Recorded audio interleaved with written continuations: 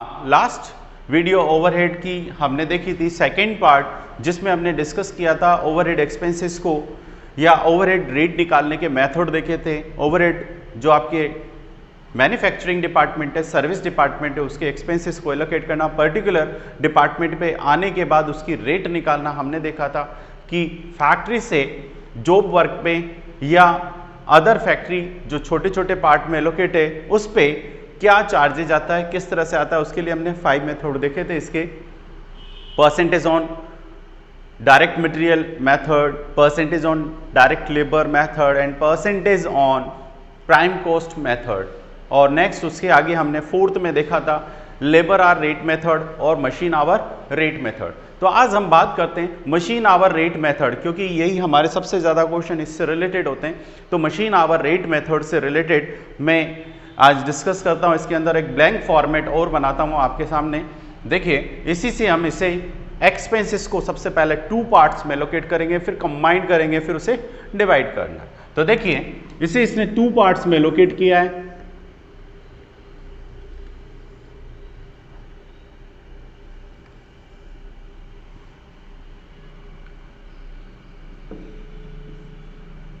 Calculation of machine our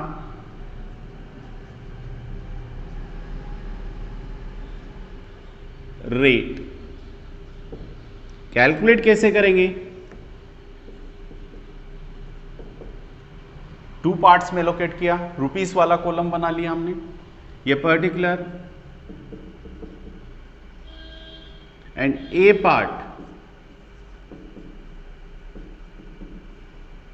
standing charges, या हम इसे कह सकते हैं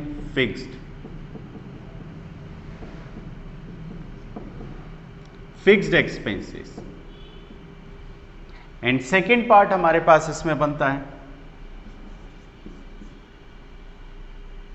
मशीन एक्सपेंसेस, या हम इसे कह सकते हैं वेरिएबल एक्सपेंसेस। देखिए, इसे हमने 2 पार्ट्स में लोकेट किया है। बात आती है स्टैंडिंग चार्जेज में कौन कौन से, तो जो पर्टिकुलर डिपार्टमेंट में जो खर्चे हुए हैं उसको 2 पार्ट्स में लोकेट कर देना है, स्टैंडिंग चार्जेज और मशीन एक्सपेंसेस। अगर मैं सिंपल वर्ड में कहूं तो fixed expenses and variable expenses. तो यहां थोड़ा सा क्लियर कर लेते हैं, फिक्स्ड एक्सपेंसेस कौन से होते हैं एंड वेरिएबल एक्सपेंसेस कौन से होते हैं। अगर ये पॉइंट मेरा क्लियर है तो मैं आगे के वर्क कर सकता हूँ इसी वे में। ज़्यादा डाटा याद करने की ज़रूरत नहीं है। जब आपको याद नहीं होता कि कौन सा वर्ड कहाँ आएगा तो आप डायरेक्ट इससे रिलेटेड करके देख लीजिए। अगर आपका उसमें से या तो वेरिएबल बैठेगा या फिक्स बैठेगा। फॉर एग्जाम्पल, जैसे अगर मैं कहता हूँ आपसे रेंट, अब रेंट आपका किसके बेस पर आता है? टाइम के बेस पर। तो हमारे पास यहाँ एक लैंग्वेज बनती है, अगर कोई भी एक्सपेंसेस जो टाइम से रिलेटेड है, समय के अनुसार चल रहा है, जिसमें टाइम इंक्लूड है, तो वहां पर हम उसे कहेंगे फिक्स्ड एक्सपेंसेस। तो जैसे रेंट, अब रेंट क्या है? 2 मंथ का रेंट, 4 मंथ का रेंट, 6 मंथ का रेंट। ऐसा तो नहीं है 3 दिन का, 4 दिन का चला जाए, भैया मैं तो अब खाली करके जा रहा हूं, आगे से आपके यहाँ पर मैं नहीं लूंगा। 10 दिन का कहीं पर मकान किराए पर लिया, 1 महीने का नहीं, 10 दिन बाद ही चले जाओ, नहीं है। तो यहां पर रेंट क्या जाता है? पूरे मंथ के अकॉर्डिंग जाता है। तो देखिए, यहां पर स्टैंडिंग चार्जेज या फिक्स्ड एक्सपेंसेस, ऐसे एक्सपेंसेस जो टाइम से रिलेटेड होते हैं, टाइम के बेस पर रहते हैं, जिनका रिलेशन किससे होता है? टाइम से होता है, तो उन्हें कहते हैं हम, जो समय के अनुसार परिवर्तित होते हैं उन्हें कहते हैं हम फिक्स्ड एक्सपेंसेस। जैसे हमने फॉर एग्जांपल आपको बोला रेंट। नेक्स्ट, सैलरी, वर्कर की सैलरी, स्टाफ की सैलरी, टाइम के बेस पे चल रहा है। डेप्रिसिएशन, अब डेप्रिसिएशन हमारे पास 2 तरह से आता है। अगर टाइम से रिलेटेड है तो यहां आएगा, और मशीन आवर के बेस पर रिलेटेड है तो वेरिएबल में जाएगा। बात आती है वेरिएबल एक्सपेंसेस कौन से होते हैं, तो वेरिएबल एक्सपेंसेस हम कहते हैं जो क्वांटिटी डिमांड के अकॉर्डिंग चार्ज की जाती है वो होती है वेरिएबल एक्सपेंसेस, जो क्वांटिटी और डिमांड के अकॉर्डिंग या रनिंग आवर के बेस पर एडजस्ट की जाती है, उसे कहते हैं हम वेरिएबल एक्सपेंसेस। तो वेरिएबल एक्सपेंसेस में हमारे पास फॉर एग्जांपल अगर मैं बात करूं कि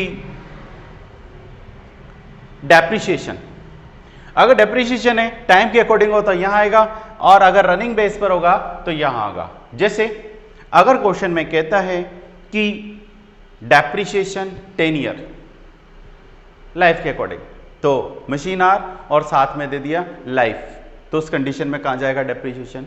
फिक्स। दूसरा, अगर क्वेश्चन में कहता है 20% पर एनम डेप्रिसिएशन चार्ज किया जाएगा तो कहां जाएगा?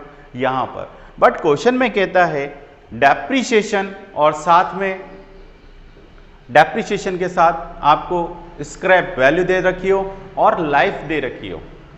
अगर क्या दे रखी हो साथ में? लाइफ, तो कहां चला जाएगा आपका डेप्रिसिएशन?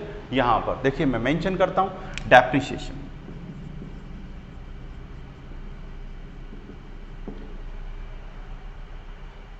थर्टी 40% चांसेस यहाँ है, 60% चांसेस डेप्रिसिएशन के यहाँ आने के।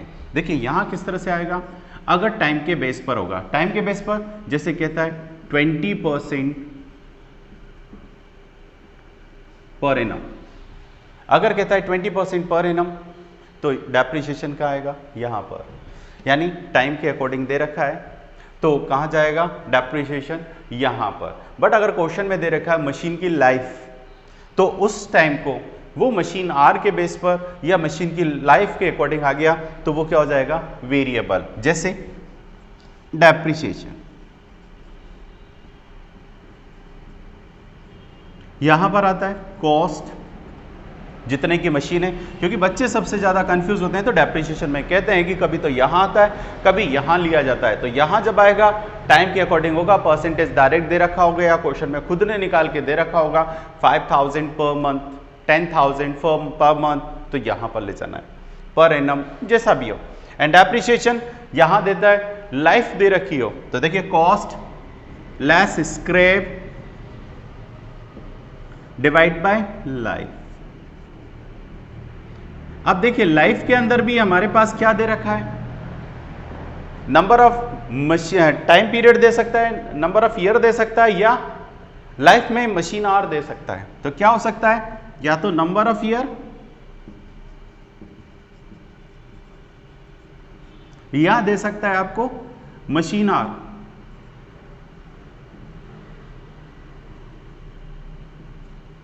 इन अ लाइफ,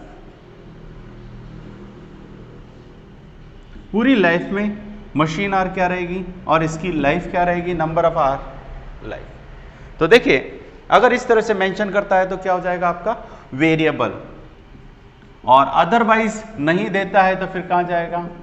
फिक्स्ड में। ठीक है, इसी तरह से लाइटिंग चार्जेस। अब लाइट पॉइंट के बेस पे चलती है। ठीक है, अगर पूरे ऑफिस से है तो आपकी क्या होगी? फिक्स मंथली चार्जेस आ जाएगा, या आपकी एक मशीन का कितना एरिया ले रहा है उसके अकॉर्डिंग आएगा। तो लाइटिंग चार्जेस कहां आएगा आपका? यहां पर। ये मंथ के अकॉर्डिंग बिल आ रहा है तो यहां पर। पावर आपका वेरिएबल होता है, जितनी ज्यादा टाइम आप लाइट को कंज्यूम करेंगे मशीन की रीडिंग निकलेगी मीटर। जैसे एक ही एरिया के अंदर 10 मशीनें लग रखी हैं तो एक मशीन पर कितनी यूनिट निकली, दूसरी पे कितनी निकली, उसके अकॉर्डिंग इसका एक्सपेंसेस एलोकेट कर दिया जाएगा। ठीक है ना। तो मशीन किस पे जाएगा? पावर, हार्स पावर के बेस पर तो दे रखा होगा। लाइट नंबर ऑफ पॉइंट के बेस पर इसे एलोकेट करेंगे किस पे? पॉइंट के बेस पर, जितना पॉइंट इसने यूज किया है। पावर हार्स पावर के अकॉर्डिंग ये हमारे पास। नेक्स्ट आगे चलिए, रिपेयर एंड मेंटेनेंस। अब रिपेयर एंड मेंटेनेंस भी आपका, अगर वो मशीन से रिलेटेड है, मशीन फिक्स नेचर की है, डेप्रिसिएशन फिक्स लग रहा है तो कहां पर आएगा रिपेयर एंड मेंटेनेंस? यहां पर। अदरवाइज कहां आएगा? अगर लाइफ से रिलेटेड है तो उस कंडीशन में कहां पे आएगा? यहां पर। तो देखिए repair and maintenance,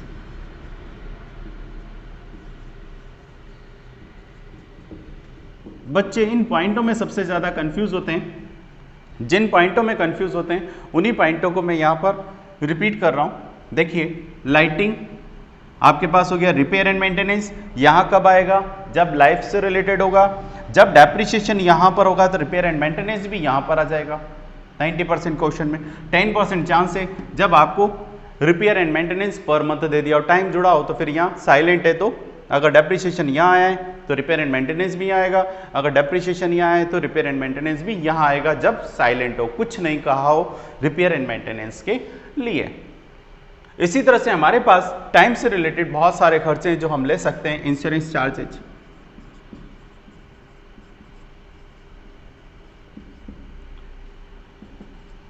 insurance charge यहां पर डाल दिया, और आपके बिल्डिंग का रेंट हो गया, ठीक है ना, सैलरी हो गया, डेप्रिसिएशन हो गया, रिपेयर एंड मेंटेनेंस हमने यहाँ डाल दिया। बिल्डिंग का रिपेयर एंड मेंटेनेंस तो यहाँ आ जाएगा, मशीन का है तो मशीन से लाइफ से रिलेटेड है तो यहाँ डाल दिया हमने। इसी तरह के और भी खर्चे जो हमारे इनसे रिलेटेड है उनको हम कहाँ डाल देंगे, यहाँ पर। इनका टोटल करेंगे एंड यहाँ पर मेंशन कर दें, ये आ जाएगा मेरे पास क्या, total overhead. And overhead rate, machine hour rate निकालना है तो देखिए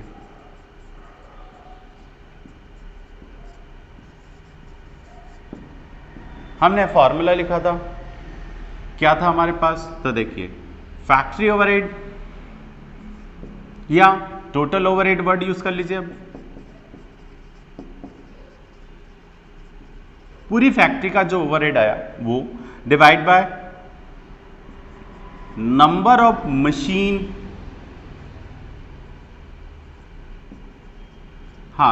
रन, जितना टाइम मशीन चली है उतने टाइम से इसको डिवाइड कर देंगे, जो आएगा उसको हम क्या कहेंगे, मशीन आवर रेट।